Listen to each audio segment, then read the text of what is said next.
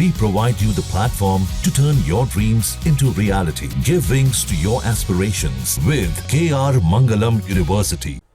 और इसी बीच एक बड़ी खबर, एससीओ समिट में आने के लिए पीएम मोदी का आभार, मतलब शी जिनपिंग ने जताया है पीएम मोदी का आभार। भारत और चीन के संबंध और बेहतर होंगे, इसकी उम्मीद उन्होंने जताई है। भारत और चीन दो बड़ी सभ्यताएं थी, इस बात का भी जिक्र शी जिनपिंग ने किया। क्षेत्रीय वैश्विक शांति स्थिरता के लिए काम किया। जिनपिंग ने कहा दोनों देशों ने अपनी आबादी को ताकत बनाया है, मतलब ताकतवर बनाए।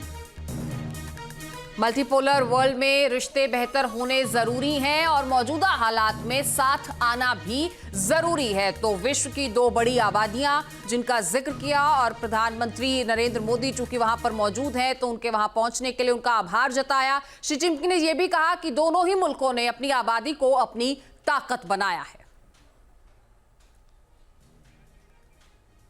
तो फिलहाल ये आप तस्वीर जो देख रहे हैं इस वक्त, आप देखिए ना कि भारत और चीन दो बड़ी सभ्यताएं हैं, ये शी जिनपिंग ने कहा, और इसलिए वैश्विक शांति स्थिरता के लिए हमें मिलकर काम करना होगा। दोनों देश अपनी आबादी को ताकतवर बनाएं, अपनी आबादी को अपनी ताकत बनाएं, और इसीलिए आप देखिए ना, जब हम व्यापार की बात करते हैं, हम मार्केट की बात करते हैं, इसीलिए करते हैं। भारत इतना बड़ा मुल्क है, चीन इतना बड़ा मुल्क है, और ये चार तस्वीरों के जरिए आप समझिए इस पूरी मीटिंग का एजेंडा और कैसे जब व्लादिमीर पुतिन भी मोदी और शी जिनपिंग के साथ एक मंच साझा करेंगे, तीनों नेता जब तीनों वर्ल्ड लीडर आमने सामने होंगे, तो क्या ये वर्ल्ड ऑर्डर बदलेगा या ये किस तरह के संकेत होंगे?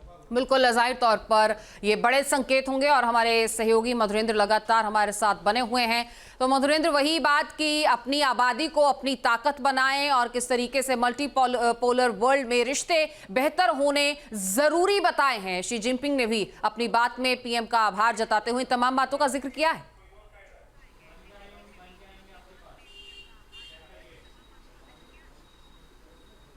देखिए, बिल्कुल पॉजिटिव रिस्पांस के तौर पे इसे देखा जा सकता है कि भारत और चीन दोनों ही देश जो हैं वो अपनी आबादी के विकास और जाहिर तौर पे मल्टीपोलर वर्ल्ड में अपने को किस तरह से आगे बढ़ाएं, इसको लेकर जो एक्सचेंज ऑफ हम देखिए वर्ड्स हैं वो काफ़ी मायने रखते हैं। हालांकि ये वो बातें हैं जो कि पब्लिक डोमेन में रखी गई हैं। इसके इतर दोनों देशों के बीच, दोनों ही राष्ट्राध्यक्षों के बीच जो डेलीगेशन लेवल टॉक है, उसमें जो अहम मुद्दे हैं उसको कितना एड्रेस किया गया है, वो एक तरह से देखा जाएगा कि द्विपक्षीय बातचीत के परिणाम क्या निकल कर आए। सबसे बड़ा मुद्दा जहां तक है वो एलएसी में डिसएंगेजमेंट के बाद डीएस्केलेशन को लेकर है कि किस तरह से दोनों देशों की सेनाएं अब डीएस्केलेट करेंगी, अपने अपने बैरकों की तरफ पीछे हटेंगी। उससे महत्वपूर्ण मुद्दा अगर अब देखें तो इस वक्त जो ट्रंप टैरिफ है उससे निपटने के लिए जो भारत की प्रतिबद्धता है, जिसके पीछे एक तरह से देखा जाए तो रूस भी खड़ा है, क्योंकि ये सब कुछ जो है रूस से ऑयल इंपोर्ट को लेकर अमेरिका के पेनल्टी के तौर पर देखा जा रहा है। तो चीन जिस तरह से दरअसल रूस का एक तरह से ऑल वेदर फ्रेंड है, और जाहिर तौर पर आरआईसी की अगर हम बात करें तो एक ऐसे फोरम की बात करते हैं जिसमें रसिया, इंडिया, चाइना तीनों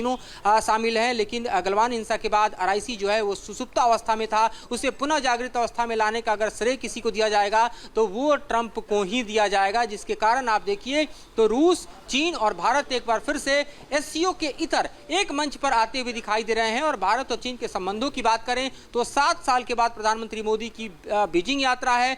10 महीने के बाद ये दूसरी सबसे बड़ी बैठक जो है वो द्विपक्षीय स्तर पर, और कह सकते हैं कि ये बैठक जो है वो डेलीगेशन लेवल पर दिखाई दे रही है। तो ये अपने आप में काफ़ी महत्वपूर्ण बदलाव के तौर पर देखा जाए। अगर भारत और चीन के हम संबंधों को देखें मल्टीपोलर वर्ल्ड में, ये हम कंपैरेटिवली नहीं देखते कि चीन के संबंध जो है वो पाकिस्तान से क्या हैं और हमारे साथ क्या होंगे। संबंधों के एवज में संबंध नहीं होते, बल्कि दो देशों के संबंध जो हैं वो अपने दायरे में होते हैं, उसके दायरे का विस्तार मायने रखता है। तो भारत और चीन के संबंधों का दायरा जो सिकुड़ चुका था वो फिर से नए विस्तार की तरफ दिखाई दे रहा है, और ये अपने आप में नए ग्लोबल ऑर्डर का प्रतीक देखा जा सकता है, जहां पर अमेरिकी पॉलिसी ने, ट्रंप की नीतियों ने अमेरिका को इस वक्त अलग थलग कर दिया है। और जो ब्रिक्स, जो G20, जो एससीओ, जो आरआईसी, दरअसल हम देखें तो अपने परिभाषा को, अपने अस्तित्व को खो रहे थे, वो नए अस्तित्व के साथ, नई ऊर्जा के साथ और नई ताकत के साथ उभर कर सामने आए हैं। तो ये इस वक्त का बदलता हुआ ग्लोबल ऑर्डर है, जिसमें सबसे की और इंपॉर्टेंट प्लेयर कोई और नहीं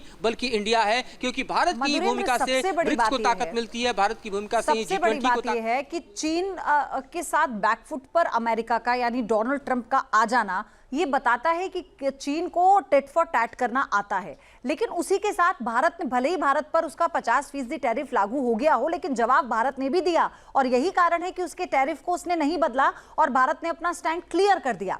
लेकिन ऐसे में जब हम चीन और भारत की बात करते हैं, मधुरेंद्र, मैं चाहती हूं आप इन्हें समझाइएगा, इस वक्त किसको किसकी ज्यादा जरूरत है?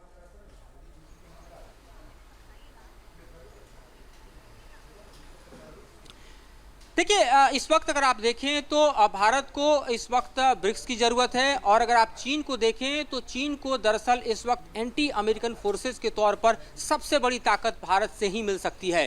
क्योंकि अगर क्वाड की ताकत को हम देखते हैं तो चीन अलग थलग पड़ता हुआ दिखाई दे रहा था, लेकिन ट्रंप की नीतियों से अब क्वाड बिखरता दिखाई दे रहा है। खुद ये स्पष्ट हो चुका है कि क्वाड में शामिल होने ट्रंप नहीं आ रहे हैं। तो इस वक्त हम देखें तो जो ब्रिक्स की अहमियत है, जो रसिया के लिए काफी मायने रखती है, एससीओ की अहमियत है जो चीन के लिए काफी मायने रखती है, और दोनों ही मंच पर भारत के बिना कोई ताकत हम देखें तो इसकी भरपाई नहीं कर सकता। तो ऐसे में आप देखिए तो एससीओ का ताकतवर होना भारत के बनिस्पत संभव हो पा रहा है, ब्रिक्स का ताकतवर होना भी भारत के बनिस्पत संभव हो पा रहा है, और G20 की ताकत भी भारत की है। तो सेंट्रलाइजेशन ऑफ पावर देखिए इन तमाम फोरम्स का, वो बिल्कुल मधुरेंद्र जी, बड़ी बैठक है। जहां भक्ति है हर शब्द में, कथाओं में छिपे हैं दिव्य रहस्य, और ज्योतिष देता है जीवन को दिशा। धर्म से जुड़ी हर बातों को जानने के लिए हमारे चैनल स्तुति को सब्सक्राइब करें।